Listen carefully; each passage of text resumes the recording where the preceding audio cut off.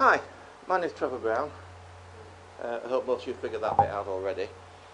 When CQTV came in the post, like everybody else, it was quite interesting to read, until I got to the bit where I found I had to come and give a lecture. So this is a PowerPoint of the last 60 years, really. I'm hoping it all works. Paul sort of foisted it on me at the last minute. He did promise some really, really good technical facilities this time. So I'm looking around and thinking, no, is there enough light for that ultra camera? Oh, is the disc up to speed over there? But it's not really that bad, and I hope it's all going to work today. So let's have a quick look, and this is meant to be comical, it's meant to be fun. This is meant to be what happened over the last 60 years. I'm actually 60 at the moment, on record of several times. So when the BATC came out, I was 1 year old and not paid an awful lot of attention. I think it was probably 3 and 4 before I got my first soldering iron. But this is the sort of thing that was happening. I'm not going to dwell on Matilda because it's already been covered, and the other gentleman is Grant Dixon. But I want to try and just put it into some sort of focus of what happened when, and then try and compare where we are now. Somebody's waving at me. Mike, pick it up. Somebody's waving at me already. I want to just try and put it into some sort of focus as what actually happened. And I'm going to mix it in with where I personally was at the time and why I probably wasn't paying attention. And I certainly wasn't paying very much attention in those days. This was the first problem I walked into. There was various amounts of activity on the 70 centimetre network. But if you look where I am, and you look where the activity is, I was on a loser to start with, wasn't I? Whatever I did, I wasn't actually going to exchange pictures with these people. But it didn't stop me. The soldering iron came out and I started building. I was probably in my late teens at the time. Okay. First thing I ever built was a CQTV 7-valve camera. Okay, that was in CQTV 47. I didn't actually get CQTV 47 because when I joined, it was CQTV 68. So you had to go back into the archive. The archive was not like it is now, where you just go to the internet and dial it up. You had to ring up somebody, ask for it, and it came on a piece of 35mm film strip, which was really handy if you had a projector. But you could hold this thing up to the light and try and get the circuit diagrams off.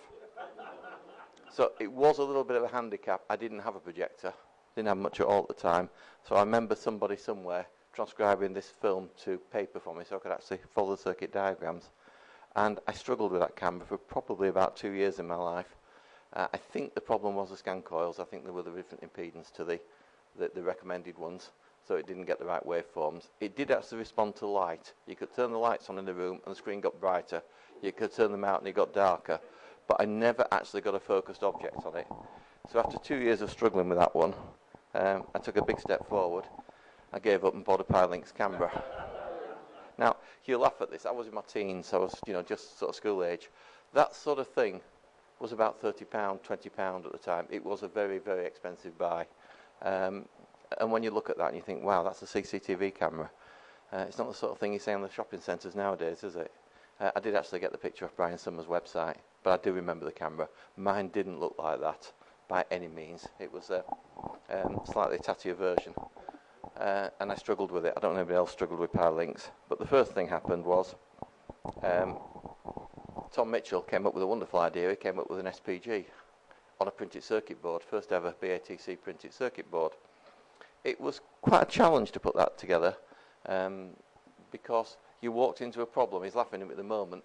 It had printed circuit information on the board, so you solder all the chips in.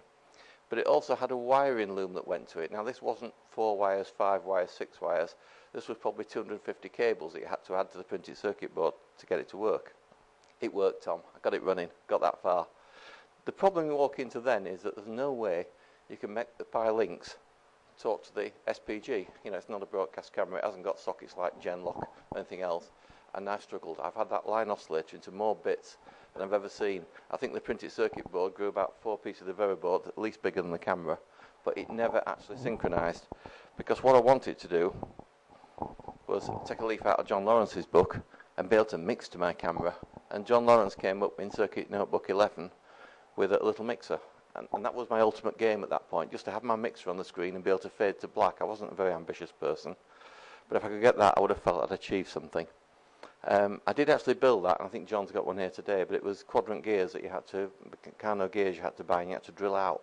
But the idea of having a quadrant fader, just like the professionals, you push it up and down a quarter of the quadrant, and it would actually mix to another source. But alas, the Pi-Lynx was never going to make it for me. It just would refuse to lock. So what happens?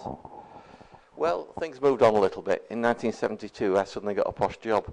Despite not being able to make the Pi-Lynx lock to the SPG, I went to Yorkshire Television and for an engineering interview, and I got the job. That surprised me more than it surprised them, I think, at the time. I wish I'd probably kept the 7-valve camera and taken it with me, because there were people there much cleverer than me, and it may have actually been able to breathe life into it, but I think it went to one of the rallies and disappeared for probably a fraction of the cost it was worth. That's actually the presentation control room of Yorkshire Television. And I started off as an engineer, and I worked my way up to a videotape editor, and I was part of the presentation department. It's quite intimidating when you've just put something together and you only get a shout, can I go down to the control room? Because, the first break should have happened like 4 minutes ago and they've just passed it. Did you really put the commercial brakes in? Have we really got the right reel on air? And there's 6 million viewers, which is quite a step forward. But it was scary, and eventually, like everything, you get on top of it. But that's what happened in 72. Suddenly I slowed down a little bit with BATC. Not a lot. I'm still working things out. And I also managed to get on the air in my own sort of inevitable, humble way. First thing is, you've got a call sign, which was G6AGMT. We got these wonderful call signs them days. That was great. You go on 2 meters and say, this is G6AGM/T. This is pictures on 77s, sound accompaniment on 2 meters. Whether there were pictures there on 77s or not, people heard you on 2 meters saying they were. Okay? They were sometimes, but much lower power. But it was a great thing to say. And as I wrote in CQT this quarter, I also got the electronic character generator working, and I got the black cross on the screen. That was, something I never actually generated a circuit for a magazine before. That black cross is an LF test. Unfortunately, the pattern generator had so much LF distortion, put it through an amplifier to find out if that had LF distortion didn't really help. And months and months of struggling to get that black cross on the screen.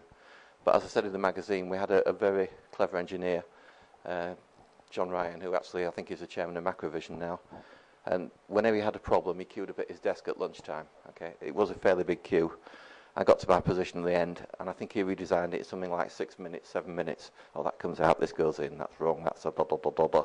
And you take it back upstairs, and something works perfectly. No tilt, no distortion. And I had 3 months at this. So you could see why the queue was outside John's desk at lunchtime with other people. You got an engineering problem, that's where you went. What happened on about then?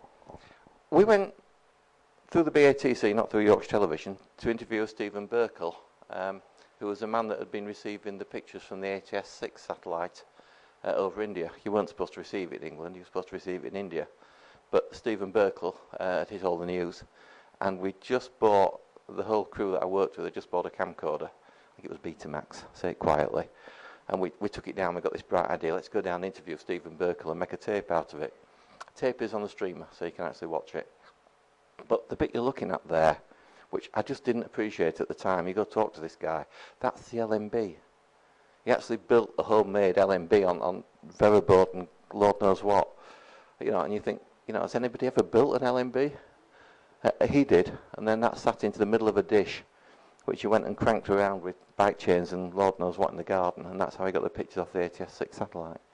Everything was homemade, but from the LMB down, we might do the satellite receiver, but that was what made it all happen. And what made it all happen was that the satellite was meant for people that received without gain, because nobody knew how to amplify these KU frequencies. So they came out with just, 2 meter dish, 3 meter dish, 4 meter dish. And what Stephen did is work out how to put some active gain in. So all of a sudden he was watching satellites that you weren't supposed to watch. Now that was really interesting. So we had a day down at his house. We recorded it on Betamax, and it is on the streamer, so you can actually see that. Yeah. Who else did I meet? Well, a little bit later on, I'd never worked in another company where another member of the BATC had arrived. If you don't recognise him, that is actually Peter Blakeborough. And I think... Do you remember the jumper? Peter was part of the engineering department, and that was an update in Yorkshire Television. So whenever we did an update, the new quip went in, and you pull the floor up, and you realise that all the people that had done the updates before you never took the cables out. So whenever you pull the floor up, you're up to your knees in cables, okay? Probably none of them worked, but nobody was ever going to risk it. You're not going to go around unplugging things and saying, are we still on air? So that's typically under the floor, and that's Peter looking puzzled. I don't think it ever worked anyway quite like it. So suddenly there was two of us in the company. I got someone to talk amateur television to.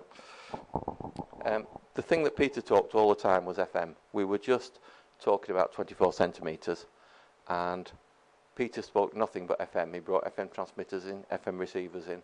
Everybody was thinking about AM at the time, and it changed the thinking, because with AM you've got to take a 1 watt amplifier and run it a half a watt, whereas amateurs like to take a 1 watt amplifier and run it at 3 watts.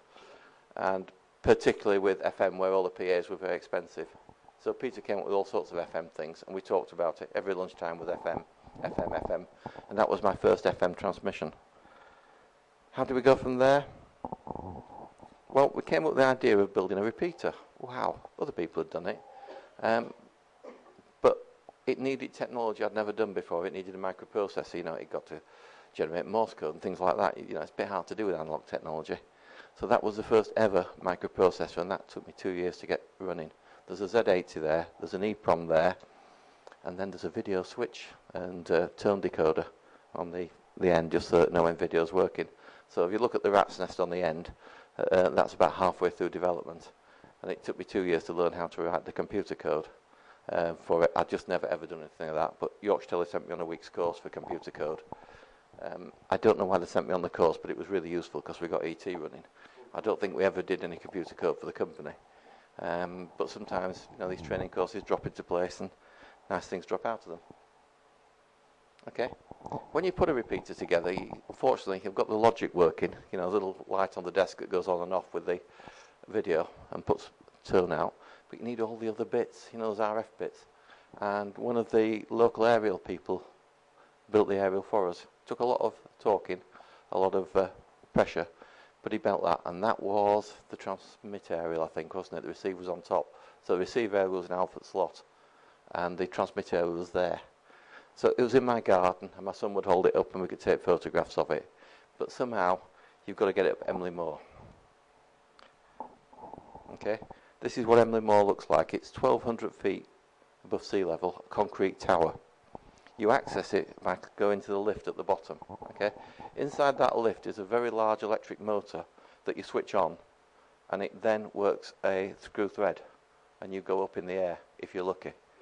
Okay? It's noisy, it's scary, and it takes about 10 minutes to go up and about 8 minutes to come down, doesn't it?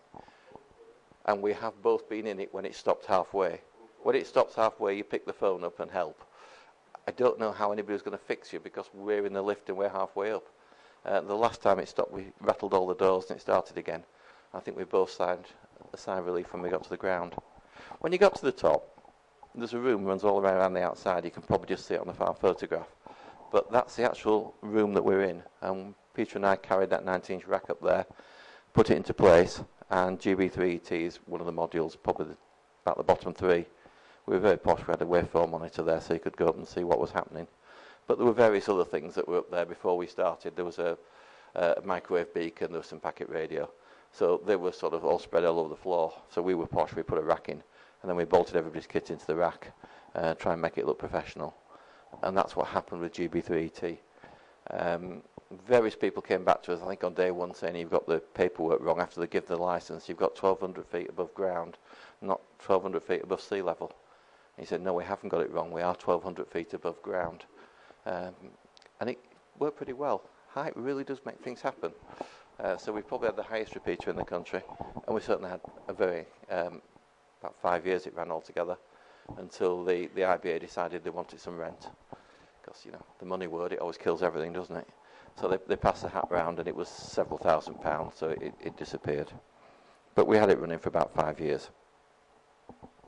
Somewhere along the line, BATC were producing handbooks. We produced a yellow book, which was just really broadcast circuits. It wasn't anything you could construct or build. And the then chairman, Mike Crampton, gave me the job, can you put a handbook together? So I then sat down for about a year writing that. The first problem is you've got to design circuits to make a book. You know, it just doesn't happen. And there's more than you can do. There's quite a lot in that book. It's on the net again. You can look at it on the website and download it. But I went around various people saying, help, like you do, help. And one of them was a gentleman called Richard Russell. And he came back and said, yes, I've got a good idea. I've had a look at it. I'll build you an electronic test card.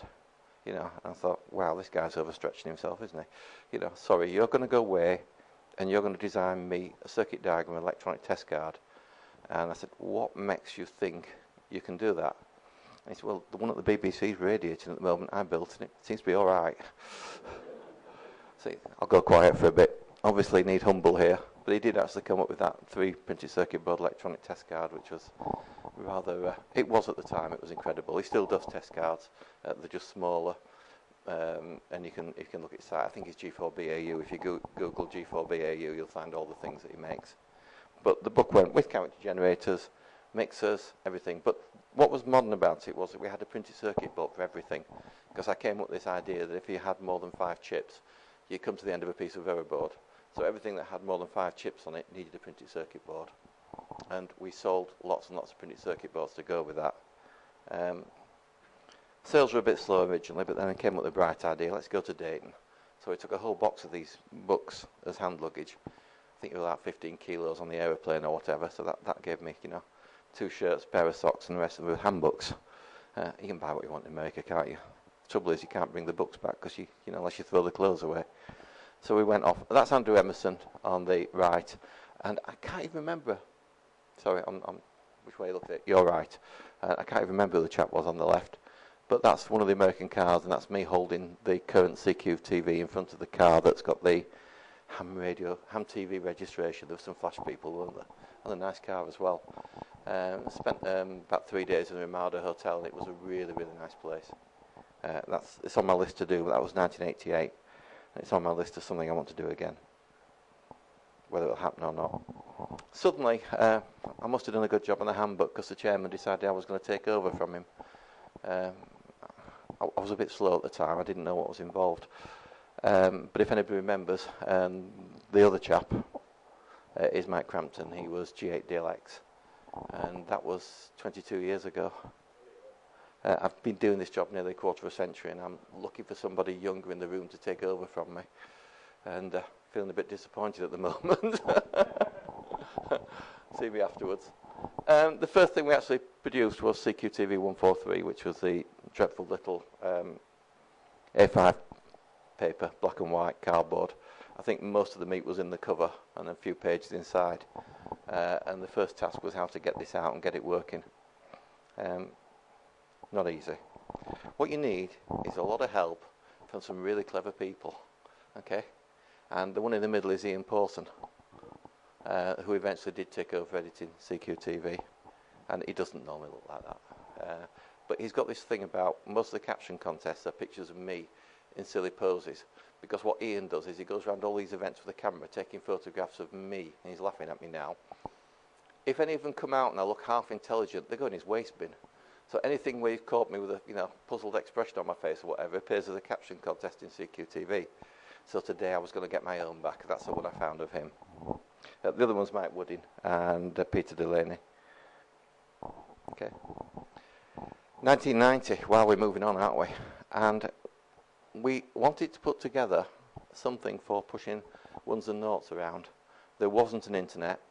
What we did have was a bulletin board, and this was sat in Chris Smith's house. So he was our noughts and ones person even back then. You could dial up his house on the modem, which was 1,200 boards, really cooking, weren't we? And those were the options. You could have a type conversation with him if he was around. You could leave a message with him, but you could download software. So we could put all the BATC software, which was starting to appear, in a single place, and you could go there. So you read the project, it's got a chip that needs programming. You go to BATC site, you could download the ones and noughts and put them into your EEPROM and make it work. So it worked quite well with the microprocessor I put together. And I had to recreate that. I had a photograph. It was very old, so I did actually digitally remaster that the other week. But that's where we were working. And that was my idea for a bar, Trevor's Bar. I never got the pub. Cyber only. The microprocessor I put together for the repeater, Chris Smith came back to me and said it's great, but somebody always says that to me. I thought it was great, full stop, but he came back and said it was great, but it just needs this, it just needs that, and it just needs the other. And what came out of it was the I2C project, and I think something like 7 or 8 printed circuit boards came out of it that was a complete TV station, vision mixer, audio mixer, menu operated, all driven. And every other week we had a new piece of CQTV software that you could download to make it work. It didn't go as well as we thought it was going to go. Chris and I loved it, but I think we probably were a little bit ahead of our time, and people were still wondering what a microchip was and what a microchip could do, and we were there pushing this thing around. But that was I2C. The other thing that happened was we had to get into printed circuit boards. I'd done the original little tape sticky ones for CQTV, but they were very crude, and we needed CAD design. And suddenly around about this point, Bob Robson came on board. There's Bob. You see? Yeah. He knew how to do CAD. Oh, CAD, what? What, you can do a printed circuit board on your computer? I've been doing it with sticky tape on gels, the light box. So Bob suddenly turned up and started putting printed circuit boards. I think that is one of yours, Bob. I think I2C was mostly yours. So I'd done a good delegation at that point. I got Chris doing all the ones and noughts. I got Bob doing the printed circuit boards. All I got to do is stand up and turn up and take the credit for it all. I'm good at that.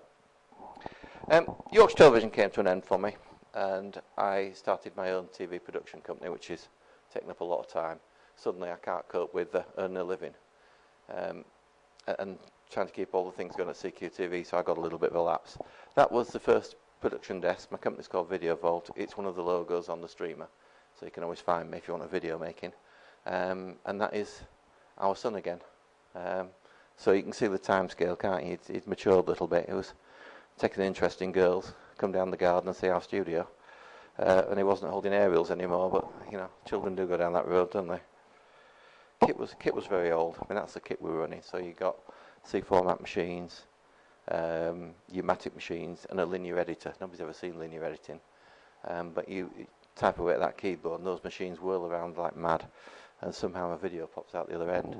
So that was the linear edit suite, and we made some videos for people, and the family managed to eat out of it. When the money starts coming in, you can get better, can't you? So because it was a commercial venture, the money came in and things started to get better, and that was the Mark II edit suite, which is non-linear. And that's Penn Haddo, the Polar Explorer. We did some research work on how to get pictures back from the North Pole for him. So I use this picture fairly often. He's at the North Pole now, but I noticed that he hasn't got pictures back. We couldn't work out how to do it either. But we did do an awful lot of videos. Scary. First thing is you're suddenly not the engineer, the director. So you take the cameraman out and tell him what to shoot. You know, I don't know. I've never done it before. But the idea is to take the cameraman out, try and please the client, take the film, take the cassettes off him at the end of the day, and you usually have to pay him around about that point. You won't give you the tapes unless you do. And then take the bit swipes back to the edit suite and hope you can make what the client wants. And if you've missed any shots or it doesn't make sense, you're in big trouble. So you try and film everything from every angle you possibly can. So suddenly I was directing. Never done that before. But we got to do some really clever films. I mean, this is a sort of, you know, we're way out there, the cutting edge, you know. Yes, a man dressed up as a tin of Raid. Can you film it? Well, what's my motivation? Where am I coming from? How do you make something like that work? Yeah, mortgage, I think that was the dominating factor, but that was one of the productions we made for an advertising company. Every time I see that brand. Paul Marshall came up with a good idea about then. Let's get BATC into IBC. So he made a lot of contacts, and we went to IBC in Amsterdam. If anybody's ever been to it, it's in the Rai Centre, it's pronounced, isn't it? You're looking at something with about 30,000 people milling round. It is an exhibition that used to be in Brighton, and they decided that they couldn't host it in this country. There was nowhere big enough, and they went out to Amsterdam. So we oinked all this Marconi kit out there. Paul has a lot of Marconi kit. Paul and I have a slight conflict. I first started at Yorkshire Television. It was men Marconi kit, and I hated the stuff. I had 6 months of it. Suddenly to be at IBC surrounded by it, it was more than I could cope. It's difficult kit to maintain.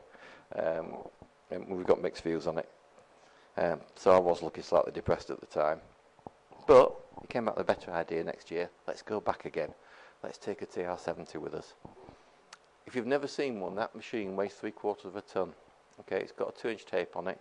Biggest tape you can put on is 90 minutes, and it was the only way to record pictures back in the 70s. Okay, we had 6 in Yorkshire Television, so if you couldn't accommodate a programme on the 6, it didn't happen. Okay, the only thing that went live was the local news programme, a little bit of network, and everything else come off one of those 6 machines. So when we were putting things like Stars on Sunday together, it took 3 machines, so the station was nearly off the air for the day while you were trying to mix the programme down. We took it in a 3,500 weight van, which is the thing with the tail lift on the back. I was going through it the night, somebody else. The tail lift was never meant for 3/4 of a ton, but somehow, a little bit of ingenuity, we got the machine into the van, and Paul and I drove it to Amsterdam. When we got there, why I don't know, whether we were on a hill or whatever, but Dave and Paul went into the truck and they wheeled this machine onto the tail lift, and I was at the back. When they wheeled it onto the tail lift, the vehicle sort of reared up like Champion the Wonder Horse. Okay, so suddenly this tail lift is not horizontal anymore, it's got about a 10-degree tilt on it. Yeah, it's like the Italian job, and this 3/4 of a ton machine is whirling at me, and I think, do you run or do you try and hold it back? I went for the hold it back option, but what was going through my mind is that I'd probably worked with those sort of video machines for probably 10 or 15 years, and all of a sudden I was going to be killed by one of those video machines. But we did get it in, and the interest was immense. The questions, we were just all day answering questions on it from a generation that had never seen anything like that. Okay? And that was a stand we put together, and that was putting the stand together. And then you finally come to the end of the exhibition. I think we were sat there on the floor just thinking, all we've got to do is now get it to bits and get it home again. It was a really heavy, I mean, it's mains it draws, the signals it uses, the heads, hours it was burning up, and it also needs a feed of compressed air to it. So you've got to have a compressor to them to make the bearings and the heads fly around. The compressor used to stop daily, and the compressor was the other side of the wall to keep the noise down. But you couldn't walk through a door to the side of the wall, it was up across the car park, whatever, it was a 20-minute journey to get to the other end and give the compressor a kick. But we got it there, we got it back, and we did give out a lot of CQTV magazines, and we got a bump in the membership. So I think it was worth the effort. Okay. Around about 1999, Ian Paulson came up with an idea. He said, I don't have any ideas, I just steal other people's. But he wanted to take CQTV to a new level. It was being produced on a computer on A4 software. So we used to produce it as A5 in the middle, and then it used to go off to the printers, and he guillotined it down to make it into it. And you were really fighting the software all the time. So he came back with the idea, let's go A4, let's produce an A4 magazine. And I found another silly picture, didn't I? I threw all the good ones in the bin, Ian, just like you do. Okay? But Ian produced the first CQTV magazine. It was completely computer driven. And I'm not sure, I think it went to the computer. Did it go to the printers as ones and noughts at that point? I think it went originally as a piece of paper, didn't it? And then eventually we progressed to the point we are now, it goes to the printers on a CD-ROM. So that was CQTV 185, and it was a big step. You know, we got colour front covers. Wow. Somewhere along in the BATC, some sad things happened as well, and we lost 1 or 2 people that I do dearly miss. And due to the fact that the limitations are not alive anymore, they would be here today. One of them is Steve Mitchell, one of them is Grant Dixon. There's quite a few other people, Alan Watson and people that have turned up every year to sort problems out at this event. And alas, they're no longer with us. So I put the slide in just to remind everybody. We're probably all getting a little bit older, and some of us do start disappearing. It's a very sad time. Okay, but on the positive side, 1 or 2 people we hadn't seen for a long time started to come back. Dave Mann appeared, who I remember being G6 OUOT. See, so when I had the G6 AGM, he got a G6 OUOT. I couldn't work out how that was, because I know he'd been doing it longer than me, but it seemed to have a later call sign. But it was the way they allocated the call signs. I think they gave them G3 OUO first of all, and then suddenly decided they wanted that back because they were running out, and they stole it back and then gave them the G6s. So Dave Mann reappeared, Mike Cox reappeared, and Chris Smith reappeared. He disappeared as well. So I put him down as a reappearing person, and the ones and noughts started to fly again. So it's quite nice to see people reappear that you haven't seen for quite a long time. I didn't put Peter down because I'd never lost contact with Peter. Suddenly we had a problem. Let's try and work on trying to get CQTV distributed. It wasn't distributed by Brian Summers walking up and down the road with a sack handing it out, but it makes a good slide, doesn't it? It went through the post, didn't it? Originally it used to be mail sacks that Paul Marshall used to mastermind. Dave Lawton used to mastermind it when it was under dresser glass plate. So everybody had a steel plate in his garage, and it used to run through a print machine and make envelopes for everybody, or not, as the case may be. By the time we got to this stage, we moved on a little bit. It was going to a printers, and they were printing labels to send it out. But when you get CQTV in Rangoon, you don't really want to get it 3 months after everybody else. And so we had to think about it, and we came up with a cyber membership system. I think it works well, because we print about 500 magazines, and because we print such low numbers, we're paying for plates, one-off charges, etc., etc. So a large percentage of the money that we take off you every year goes to the printers. It doesn't go to us. But suddenly with cyber membership, we can click a button and you can get the magazine electronically delivered. So we initially set this up for the overseas members who couldn't get CQTV any other way. And then eventually we've now changed it so that everybody in the country has got the option.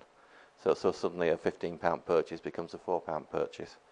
When I started, CQTV was £1 a year, so we've actually gone the other way. It's gone back.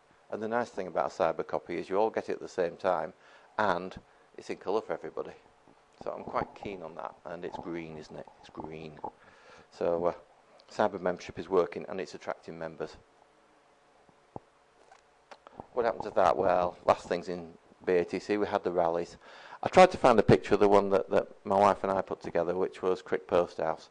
We did about 3 rallies at Crick Post House, and if anyone remembers, it finally finished up with a 200-foot marquee. I got on my traders. I had no idea what to do, and I rang a marquee company, and they came and put a 200-foot marquee up for us at the back. Post House had an absolute fit. We overran their car park, and we blocked the entrance from the M1 with people trying to get to the event. But we had a 200-foot marquee. It was horrendous, and no need to say, when we went back the next year and said, what a great idea, can we do it again? They just shook their heads. No. I think they planted trees. If you go there now to Crick Post House, which is turn off 18, I think they've planted trees so you can't get a marquee. Or if you do, you can't stand inside it. There's trees inside it. But that's some of the other rallies we've done. That's Bob Platt's looking really pleased. I'm not sure what he was happy about. He was always happy when he got a dish in his hand. I can see Brian Kelly there and Dave Hills. I think we were trying to pick a satellite up. So I think there was like 6 of us and 1 dish. It's back to the joke of how many engineers it takes to pan a dish, isn't it? And judging that photograph quite a lot. I think probably one of the most idyllic settings we've ever had was Paul Marshall's rally, and that was Harlaxton. So I think we probably all remember that. Can we go back? No. It's mainly a wedding venue. So when you ring up and say, can we come? We've got us down, we need to change the club name or something. And when you mention amateur television, they're not having all those oinks with cameras and dishes and whatever when they're trying to run weddings, are they? So we probably will never ever get to go back there. But for the people that went to it, it was a spectacular venue. It really was. What happened at these rallies? Well, Paul Marshall was always there, and he always had a truck. Okay, so that's one of Paul's trucks. That's his latest one. That's the southern one. But sorry. Yeah. That was the first one. The other came second. Yeah. So he's always seemed to have had a truck, and he always seemed to have a problem. You never actually see him much. I was really amazed today because we got half an hour of his time. Whatever truck he's got seems to wear every breathing, living minute out of the day, keeping it working. And that was the one with the pump-up aerial. And just in case you're wondering, aerial did go up. It all did work on the day. I think that's 2 photographs glued together. But we did get the pump-up mast. And I think that's Richard Harris's truck behind. But various people have turned up. And it's just support for the club. These people have bought these vehicles. And to see them turn up at these places, it always generates interest. I'm not going to go heavily into it because Chris has covered it, but I'm going to take you to the last days of what we've been doing. Of course, we put the streamer together. We now have our streamer. So we can go out to events like this, and we're a proper outside broadcast company. We've got the mixer. We can actually put things together. We've always had cameras, but we've never had a way of being able to mix them. And all of a sudden, people are popping out up and down the country. Peter Blakeborough, Graham Sherville and myself and Chris have both been involved in streaming events. John G0HAT has also been out and done one. But that mixer that Chris is sat in front of is the BATCs. We bought it as part of the company, with the company funding we raised on the internet. But it's available for people that want to put events together. And as more money tumbles in, slides in, struggles in, drips in, we want to buy some more bits to go with it. But the idea is to have a complete case that people can just come and say, my radio club is doing an event on Tuesday, can I borrow the kit? You can say, yes, it might be at my house, it might be at Peter's, it might be at Chris's, but you can pick the suitcase up and it'll have everything in there you want. At the moment, it's about 80%. It hasn't got a computer, it hasn't got a video dongle, and you need a couple of cameras. But other than that, it's got a mixer, and the mixer is brilliant. You don't need to sync things up. You just put any old CCTV cameras, any old cap gens in there, anything that's got a video source, and it mixes between them. It's magic. So it's been a big step forward. And I think without that sort of technology, I know Peter did the first outside broadcast with something that was lesser, wasn't it? And he did seem to age quite quickly. So we spent some money on that, and I think it just hopefully brings a broadcast of a lecture like this into anybody's. You know, you've only got to point the cameras, you've only got to push the buttons, and you're away. So we started with that. These are some of the places and some of the people that have been out and streamed events. Yeah, I got Graham there, didn't I? If you look, the setup's always a little bit different. That was the ANSAT meeting. That was, I think, the meeting where the text appeared overnight. Everyone was grumbling about text, and we switched on the next day to a completely different repeater streamer to find that Chris had been writing ones and notes all night, and we could type in and talk to each other. We had communications. We could tell them if we were getting pictures or not. So it was a major step forward. And we went this year to the RSGB AGM, and we streamed it for them, and passed the hat round. I think we might buy a few more BNC plugs. It wasn't a very big hat. But that was Chris sat in front of the stream at the RSGB. So him and I, two of us went up and streamed that. And Giles crewed up, he was already there with the RSGB. So we got down to 3 people making that work. And then we had the school in Warwickshire, where they had contact with Richard Garriott in the space station via GB4 Fun. So Graham and I went there and put that together.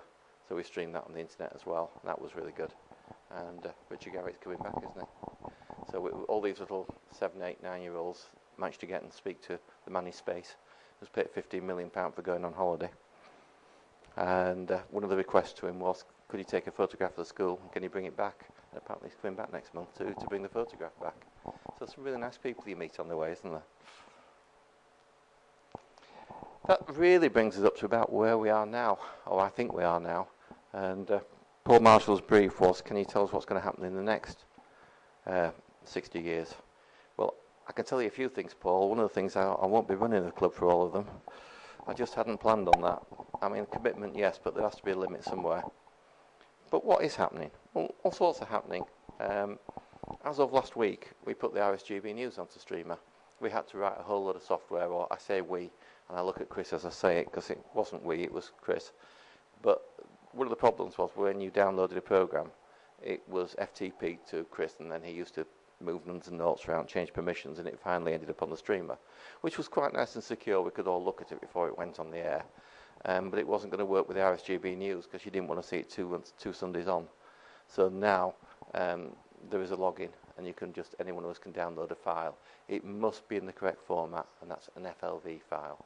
But if you go onto the internet and you ask for Reaver, you can change almost anything on your computer into an FLV file, and you can go to login, press the buttons, browse it up, and away it goes, and it's on the site. So I'm hoping, as we're talking now, that the RSGB news for today is on the site, and that for people who are watching it in a different time zone, which includes me, because I can never get up at 9:30 to watch it, we'll get a chance to see the RSGB news. I hope we'll augment that, because part of the discussion that Mike had is, where do you go from here? I'd like to see a television news. I haven't got a newsreader, I haven't got a script, but I'd like to think that the button that you actually press, which says News Desk, gives us that ability. So I'm hoping we can take that a little bit further, because people do need to be informed, and people do need to be, you get enthusiasm if they see things happening. So you've got to make them happen to get the enthusiasm. Where else do we go? Well, I actually think most of it's coming from Germany at the moment. I look at Heinz, but this is Klaus. Is it Klaus that's doing all the engineering over there? No, it's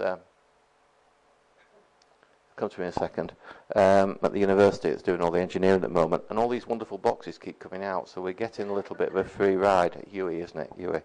UWE, who's a professor in the electronics department at Birchester University, and things just keep coming out, and all we have to do is find the money to support him, I think. But when you start seeing things like that, they're not home construction projects. You know, third generation DVB-T. You know, you're actually generating DVB-T signals from a Eurocard. Yeah, I think that's, you know, that's really moving. The world is digital, and I think the future will be digital. And this one came up, which really did blow your mind. So that was the 13 SEMS DVB-T handheld transmitter. Yeah, that they've come up with in the last sort of 6 months. You think, that size? So yeah. B&C's phone those, I can figure out what to do with them. Aerials, I can figure out what to do with them. But your DVB-T, so you're into, you know, set-top boxes and things. Wow. You know, you don't have to build the receivers, do you? They give them away at the moment, don't they? Asda for, what's terrestrial set-top box at the moment? £10 top whack? So there's all sorts going. And when you just sit back and you look at the things we've done from, I hope we'll get pictures from the space station.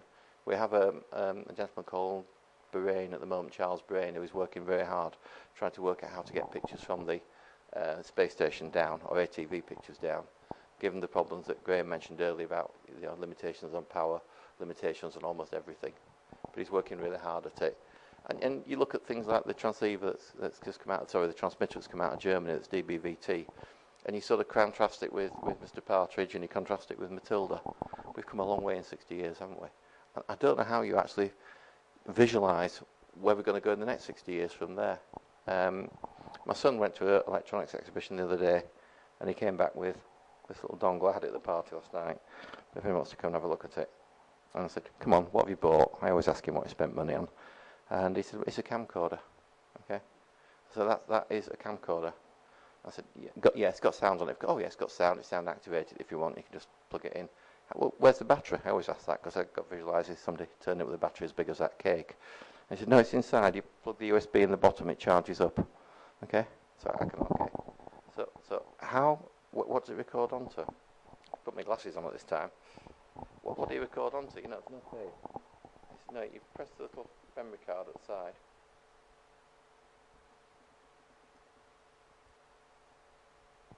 And out comes the 8 gig card. Okay? 8 gig. Well, it's high def. It's 2 meg sensor. It's not standard def. It's high def. You expect, wouldn't you? And that goes into your computer. You download it, and you've got an AVI file. So you convert that with Reaver to FLV, and it's on the streamer the next day. You know, is it getting easy? It was interesting that the lady that brought them was Japanese. He said, I think with, you know, hot off the aeroplane. Is it affordable? I think it was about £100, he said.